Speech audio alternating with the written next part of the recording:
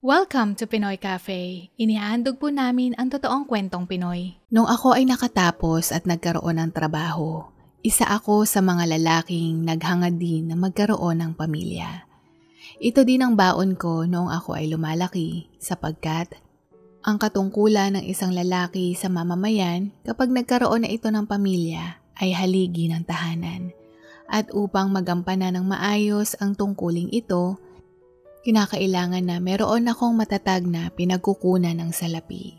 Naisip ko na noon na magnegosyo. Ngunit wala ni isa sa pamilya na kinalakihan ko ang merong karanasan sa negosyo. Lahat kami ay regular na manggagawa na sumasahod kada buwan. Merong mga benepisyo, tapat na nagbabayad ng buwis at nakakapag-ipon para sa mga nais naming bilhin at ipundar. Bukod dyan, hindi naman ako naging mapili pagdating sa babae. Pero hindi ko lamang naiprioridad ang pakikipagrelasyon o pumasok sa relasyon habang ako ay wala pang permanenteng trabaho. Ang plano kong magpakasal at maghanap ng babaeng makakasama ko habang buhay ay pansamantala munang nahinto nung naranasan ko na ang kumita ng sarili kong pera.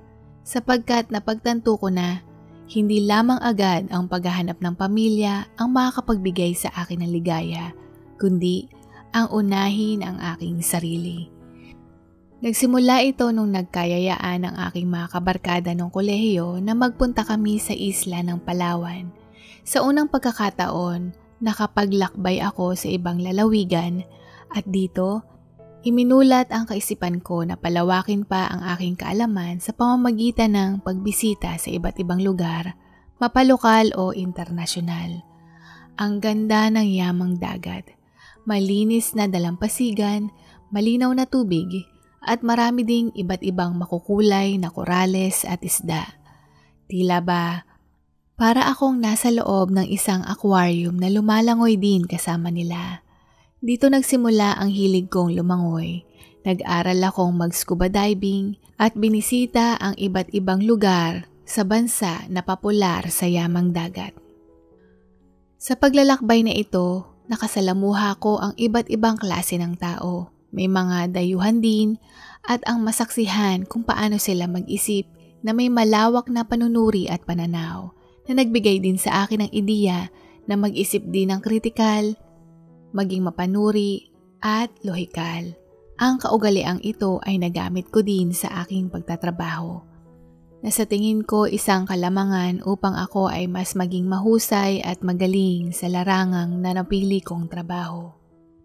Ganito tumakbo ang buhay ko, pinagsasabay ang mga hilig at ang aking trabaho, hanggang sa merong oportunidad na nagbukas sa akin at ako ay nakapasok sa isang malaking kumpanya sa ibang bansa para mapalago at mapaghusayan ko pa ang aking karanasan bilang software engineer. Mahigit 7 taon akong bilang OFW at dito ko mas naranasan ang maglakbay sa iba't ibang bansa kapag meron akong pagkakataong magbakasyon.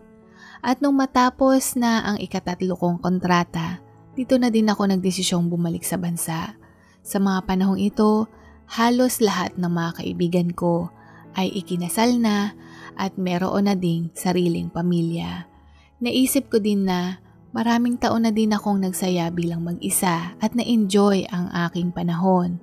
At tamang-tama na din ang edad ko dahil ako ay nasa 30 na, edad para maghanap ng karelasyon na makakasama ko habang buhay. Hindi rin ako nangamba sa aking trabaho dahil batid kong hindi ako mahirapan na maghanap ng kumpanyang tatanggap sa akin, lalo na sa larangan ng aking propesyon. Sa kumpanyang bago kong pinasukan, dito ko nakilala si Jennifer. Siya ay nagtatrabaho sa information desk sa lobby ng opisina. Unang kita ko pa lang sa kanya ay ang unang araw ng aking interview ay napansin ko na kaagad ang kanyang ngiti. "Hello sir, how may I help you?" Wika niya ng nakangiti. Nakita ko din na nakangiti ang kanyang mga mata na tila ba nagpawala ng kaba ko nung araw na iyon. Pakiramdam ko, nagbilang anghel siya nung araw na iyon dahil nasagot ko ng may kumpiyansa ang mga tanong na nag-i-interview sa akin at ako ay natanggap sa trabaho. Nung nagsimula akong pumasok sa umaga pa lang, pagpasok ko sa lobby, siya na ang nakikita ko. Binabati ng nakangiti ang mga papasok doon. Meron siyang aura na hindi masungit, mabait at mahinhin, bagay na isa sa mga katangian na gusto ko sa isang babae. May mga naging karelasyon naman ako noon pero sa pagkakataong ito, hindi ko maiwasang makaramdam ng pagkatorpe at hindi ko siya kaagad na ayang ligawan. Masaya na ako kapag nakikita ko siya bago ako magsimulang magtrabaho. Marahil isa sa mga dahilan ay nais ko munang tiyakin na wala siyang nobyo o asawa. Mahirap na ang bigla-biglang papasok sa isang relasyon at bandang huli ay magsisi. Lalo na batid ko na siya ay mas bata sa akin ng halos 5 taon at ang hinahanap ko sa karelasyon ay ang pangmatagalan, hindi yung fling lamang. At isa pa, nag-iintay din ako ng pagkakataon upang magsimula kami kahit magkaibigan man lang. Hanggang sa dumating ang oras na iyon, nagkaroon kami ng pagkakataong mag-usap. Isang araw, nakita ko siya sa isang mall kung saan ako ay naroroon. Nakita ko siya sa isang bookstore. "Oh, Miss Jennifer?" Bigla kong sambit. "Oh, hello sir." Sagot niya nang nakangiti. Bigla akong nakaramdam ng hiya sapagkat hindi ko inaasahan na ang tawag niya sa akin ay sir. Kaya naman, nahihiya akong sinabi na, "Call me Vin kaysa sa sir, wala naman tayo sa office." "Okay po," maigsi niyang sagot. "May kasama ka ba?" Tanong ko. "Wala po, ako lang mag-isa," tugon niya. "Nag-lunch ka na? Gusto mo, sabay na tayo?" Paanyaya ko. "Okay po, basta sa presyong pangmasa lang yun lang kasi ang budget ko." Nakangiti niyang wika. "Oh sure, and no worries, my treat," sagot ko. Siya ang pinapili ko ng makakainan namin at pinili niya ang isang Filipino restaurant at ang presyo ay hindi kamahalan. Kahit na ilang beses kong inulit na huwag siyang mag-alala sa presyo, pero iyon pa din ang pinili niya. Hindi siya nagpakita ng gahaman o pananamantala. Kaya naman sa isip ko, plus bonus points iyon sa kanyang katangian. At habang kami ay kumakain ng tanghalian, nagbigay siya ng maikling kwento tungkol sa kanya. 3 taon na siyang nagtatrabaho bilang information desk sa kumpanyang iyon. Dahil nagkasakit ang kanyang ama, kinakailangan niyang huminto sa pag-aaral sa kolehiyo para makapaghanap ng trabaho. Balak daw niyang magtapos ng pag-aaral kapag sila ay nakaluwag-luwag at nakaipon. Matapos naman ang tanghaliang iyon, nagsabi siya na, "May time ka pa ba para mag-coffee? Treat ko." Wika niya sabay ngiti. Hindi ko na pinalampas ang pagkakataong ito at sinunggaban ko na ang pagkakataon. Sa karagdagang oras na inilaan para sa aming dalawa, dito ako nagbitaw ng maraming jokes para makita ang kanyang ngiti na hindi ako nagsasawang pagmasdan. Nakakagaan kasi ng pakiramdam o nakakahawa ang kanyang dalang positibong enerhiya. At isa pa, gustong-gusto ko ang kanyang reaksyon at pagkamangha sa tuwing nababanggit ko ang mga karanasan ko sa pamumuhay ko sa ibang bansa at sa pagbisita ko sa iba't ibang lugar. Naghiwalay kami ng araw na iyon na dala ko ang ngiti hanggang sa aking pagtulog. At iyon din ang unang araw na napanaginipan ko siya. Dito na ako nagdesisyong umakyat ng ligaw sapagkat siguradong akong siya ay single. Kaya naman kinabukasan ding iyon, nais kong kunin ang kanyang numero. Pero wala siya nung araw na iyon at maging nung sumunod na araw. Dito ko napag-alaman na siya ay biglang nakalive dahil ang kanyang ama ay pumanaw. Nais ko man siyang damayan. Nais ko mang magbigay ng abuloy o ng tulong ng personal. Ngunit naiparating ko lamang ang aking abuloy sa pamamagitan ng isang solicit na ginawa sa opisina. Dahil sa nangyari, ipinagpaliban ko muna ang pakay ko at bigyan siya ng pagkakataong magluksa at makabalik sa trabaho. Nung dumating ulit ang pagkakataon, matapos kong personal na nakiramay sa kanya, sinubukan ko ding hingin ang kanyang numero at ito ay kanyang binigay. Sa pamamagitan ng pagtawag o text, nagpatuloy ang aming komunikasyon ng madalas. Nung pumayag siya sa paanyaya ko na manood kami ng fireworks display, nagpareserba ako sa isang kainan na mayroong magandang view at dito ko inamin sa kanya na nais ko siyang ligawan. Tumango siya bilang pagsisimbolo na pumapayag siyang ligawan ko siya. Simula noon, bago ako pumasok, nagdadala ako ng maliit na bagay gaya ng mainit na kape, kung minsan naman tsokolate, at nung araw ng mga puso, binigyan ko siya ng magandang tungkos na mga rosas. Nung pagbigay ko sa kanya nito, hindi niya mapigilang maging emosyonal dahil ito daw ang unang beses na nakatanggap siya ng bulaklak. Hindi ko mailarawan pero ito pala ang pakiramdam ng isang babae sa oras na makatanggap sila ng bulaklak. Di ko mapigilang mapangiti at kiligin, mahina niyang wika. Para sa'yo, bukod sa Valentine's Day, reregaluhan din kita ng bulaklak sa tuwing kaarawan mo at iba pang okasyong naayon dito. Mahal kita, Jennifer. Malambing kong wika. Oo, Vin. Sinasagot na kita. Dahil maging ako, meron na ding nararamdaman sa'yo. Sagot niya. Nung oras na marinig ko ang katagang oo, iyon na ang pinakamasayang araw ko. Hindi ako makaimik, bagkus napayakap ako sa kanya ng mahigpit. Ilang buwan man ang inintay ang marinig ang kanyang sagot ay sulit na sulit ito. Naging maganda ang takbo ng aming relasyon at ipinakilala niya din ako sa kanyang ina at ang kanyang bunsong kapatid. Hindi pangkaraniwan ang pagitan ng kanilang edad na halos 2 dekada. 17 taon ang eksaktong numero ng pagkakaiba ng kanilang edad. Nung yumao na ang kanyang ama, siya na ang sumalo ng lahat ng bayarin at siya na din ang sumalo ng lahat ng responsibilidad sa kanilang pagsustento. Nagagalak ako dahil napagsasabay niya o nahahati niya ang oras sa kanyang trabaho, sa kanyang pamilya at sa akin. Kaya habang tumatagal, mas lalo akong napapamahal sa kanya. Nakasundo ko din ang kanyang cute na kapatid na batang babae. Hindi ko maipaliwanag pero maganda ang pakiramdam ko sa bata. Marahil nais kong mag-practice kung paano makipagsalamuha sa mga bata o kung paano sila kausapin. Kuwela at masayang kausap ang bunsong kapatid ni Jennifer. Masasabi kong napakabibong bata. Kapag nakikita ko si Jenny Ann, mas lalo lamang nito na kinukumbinsi na nais kong magkaroon ng anak at nais kong magkaroon ng pamilya. Dahil sa ganda ng aming relasyon, siya na din ang nais kong pakasalan. Nagdesisyon ako na mag-propose sa kanya at nung kanyang kaarawan, simple lamang ang aking proposal. Ginanap ko ito sa isang coffee shop na madalas naming puntahan. Mahilig siya sa kape at nabanggit niya sa akin na tanging ang pagbili ng kanyang paboritong kape na lamang na paglalaanan ang kanyang sahod para sa kanyang sarili. Bit-bit ang kanyang paboritong caramel macchiato. May nakalaso na pula at sa ribbon nito nakasabit ang isang tag na nakatali din ang isang singsing.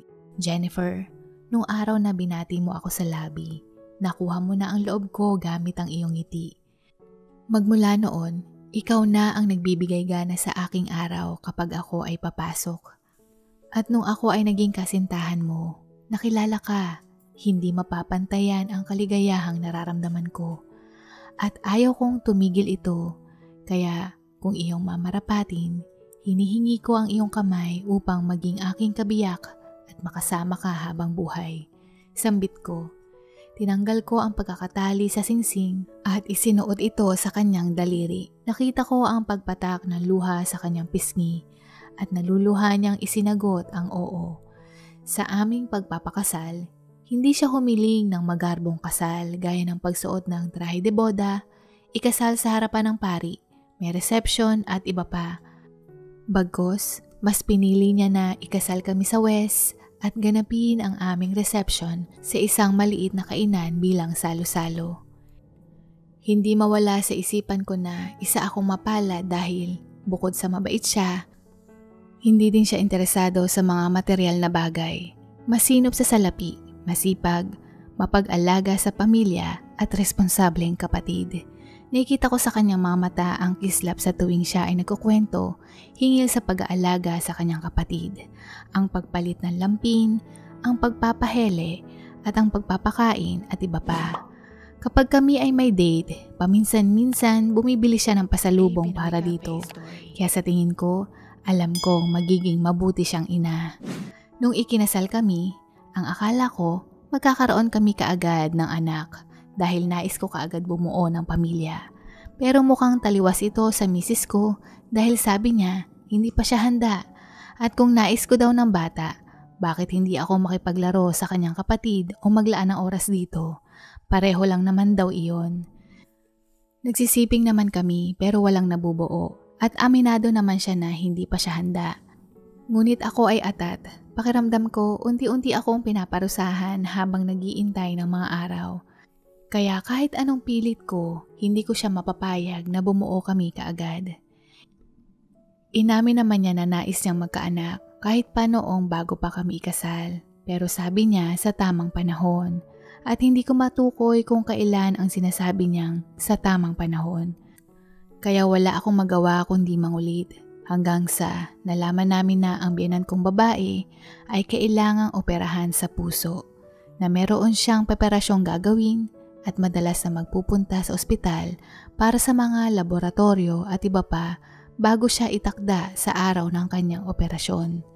Dahil walang mag-aalaga sa bata, pansamantala muna kami ang mag-aalaga dito. Isang araw, pagkahatid ko kay Jenny Ann sa eskwelahan, naimahe ko din ang sarili ko na nais kong gawin ito sa sarili kong anak balang araw. Mahal, nung hinatid ko yung kapatid mo at tiningnan ang iba pang mga magulang, napansin ko ang sarili ko din na nakangiti. Masarap sa pakiramdam. Ngayon, alam ko na handa akong magkaroon ng sarili kong anak.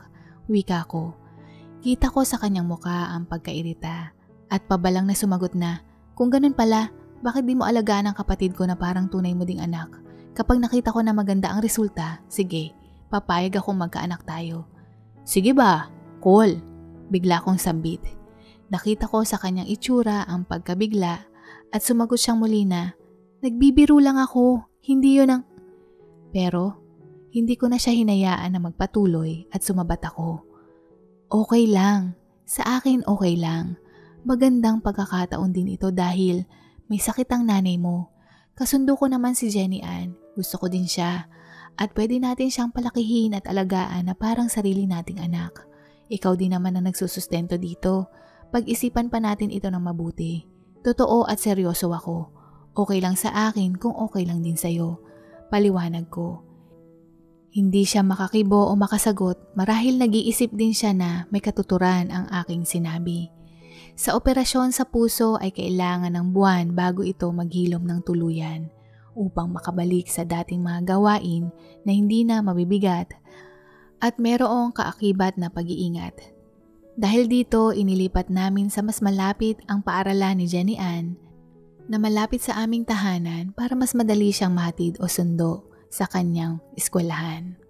May edad at meron pang karamdaman ang biyenan ko, maliit lamang na bagay ito at isa pa, maaari naman kaming bumisita sa kanyang bahay para makita ang kanyang bunsong anak. Pansamantala habang siya ay nagpapagaling. Nung sinabi namin sa biyenan ko ang plano namin, hindi naman siya tumutol at pumayag ito na nangyari ito bago pa ang nakatakda niyang operasyon. Ang tanging nagbago lamang sa rutina namin sa bahay ay nadagdagan kami sa bahay. Sa tuwing kami ay lalabas, mamamasyal, lahat naman ay nag-e-enjoy ako.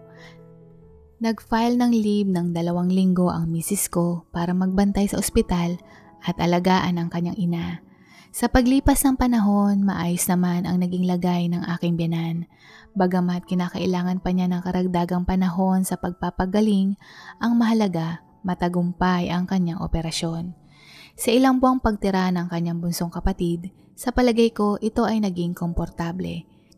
Sapagkat isang beses habang inaasikaso ng misis ko ang kanyang kapatid sa pagpapaligo, narinig kong sinabi ng bata na, "Pwede na kitang tawaging mama?" Hindi ko man narinig ang sinagot ni Jennifer, pero narinig kong muli na binanggit niya na, "Mama? Tapos si Kuya Vin, Daddy? Isa na tayong pamilya?" Hindi ko iyon binigyan ng ibang dahilan marahil sa murang isip ng bata kung ang ate niya ay madalas mag-alaga sa kanya, ang pagiging malapit nito ay hindi nalalayo kung ikukumpara sa isa ring nanay. Nadama din ni Jenny Ann sa kanyang ate ang pagmamahal na ganito kaya nais niyang tawaging ganoon. At sa akin naman, wala ding problema pero ang kakaiba lang dahil magkapatid silang dalawa. Nagtungo kaming tatlo sa isang mall upang mamili ng mga dadalhin sa bahay ng aking biyanan nang bigla akong tawagin ni Jenny Ann ng, "Daddy, Daddy, can I buy this?" Tumatakbo papunta sa direksyon ko. Tumango lamang ako at ipinagkibit balikat. Nakita kong tiningnan ng misis ko ang reaksyon ko at dahil hindi ko ito binigyan ng pansin, nagpatuloy siya sa kanyang pamimili. Marahil, nawala ang kanyang pag-aalala na magagalit ako o hindi ko magugustuhan ang sinabi ng kanyang kapatid. Matapos naming mamili, namasyal kami saglit at hawak ni Jenny Ann sa kanyang mga kamay ang aming kamay. Sa kanan ako, sa kaliwa naman ang misis ko. "Jennifer?" Bigla kaming may narinig na may taong tumawag sa kanya. Lumingon ang misis ko at nagsalitang muli, "Jennifer?" "Oo, ikaw nga. Long time no see." Dagdag nito, sabay tiningnan ako at yung bata. "Ay wow, ang laki mo na," wika niya sa bata. "Ang swerte mo. Nakahanap ka ng lalaking magmamahal sa'yo. Bibihira lang ang ganyan." Tugon niyang muli kay Jennifer. Ang babaeng nakita namin sa mall ay dating kaklase ni Jennifer sa sekundarya.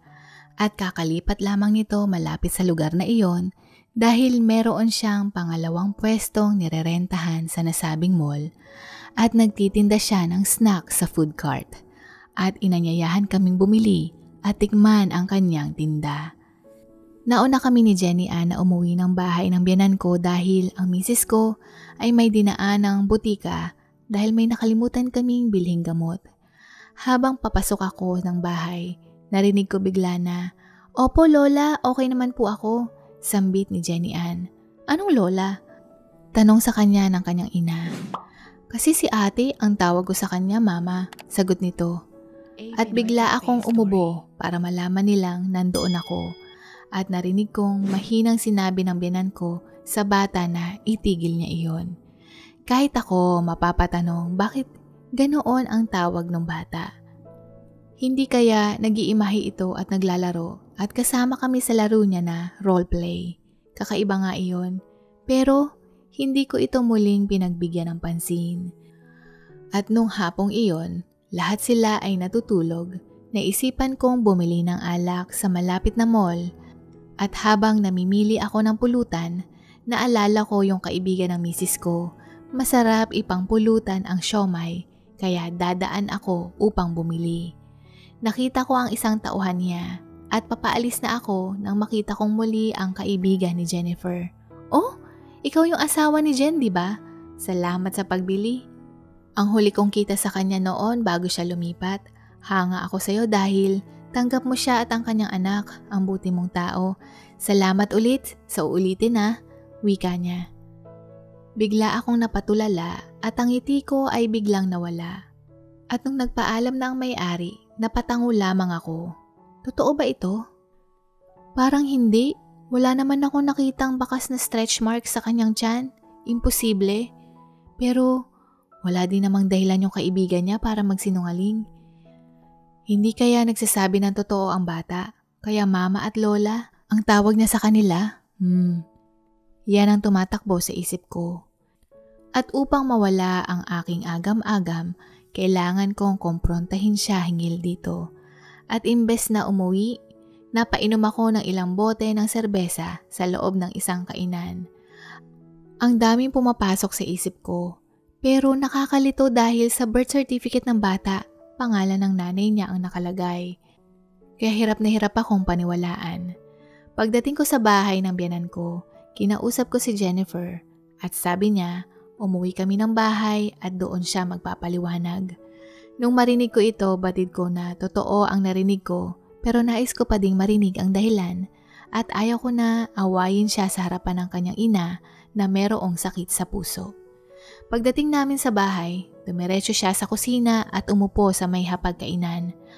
Ayon sa kanyang kwento, sa edad 17, siya ay nabuntis ang kanyang nobyo na kapareho din niya ng edad. Dahil sa dulot na kahihiyan, lumipat sila ng lugar upang hindi siya maging tampulan ng tsismis at ipinagpaliban din niya ang kanyang pag-aaral hanggang siya ay manganak.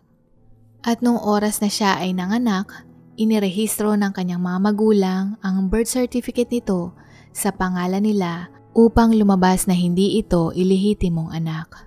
Hindi niya makuhang aminin ang totoo dahil sa kanyang mga nakaraang karelasyon sa oras na malaman nilang siya ay may anak. Agad itong nakikipaghiwalay sa kanya. Hanggang sa dumating ako, sa sobrang ganda ng takbo ng aming relasyon, hindi niya makuhang aminin ang totoo. Ayaw mong magbuntis sa akin pero nagbuntis ka na pala? Galit kong sumbat. Hindi sa ganun, pero nagsabi sa akin si Jenny Ana sa oras na magkaroon ako ng sarili kong pamilya. Mawawalan siya, makakaramdam siya ng pagkaitsipwera na inabandon ako siya. Ang tanging mahihiling ko lang sa iyo ay patawad. Humihingi ako ng labis na kapatawaran. Umiiyak niyang paliwanag at tinupad ko naman ang nais mo. Dahil magdadalawang buwan na akong nagbubuntis. Mahina niyang sambit. Noong oras na marinig ko iyon, hindi mapalitan ng pagkadismaya at lungkot ang nararamdaman ko. Nais ko sanang tumalon sa tuwa sa oras na marinig kong ako ay magiging ama, pero kabaliktaran dahil ang tumatakbo sa isipan ko, siya ay mabait, pero ang kanyang kasinungalingan ay nag-uumapaw. Hindi ko matanggap na naloko ako ng ganito. Sa totoo lang, tanggap ko siya kahit kung noong ipinagtapat niya sa akin siya ay single mom.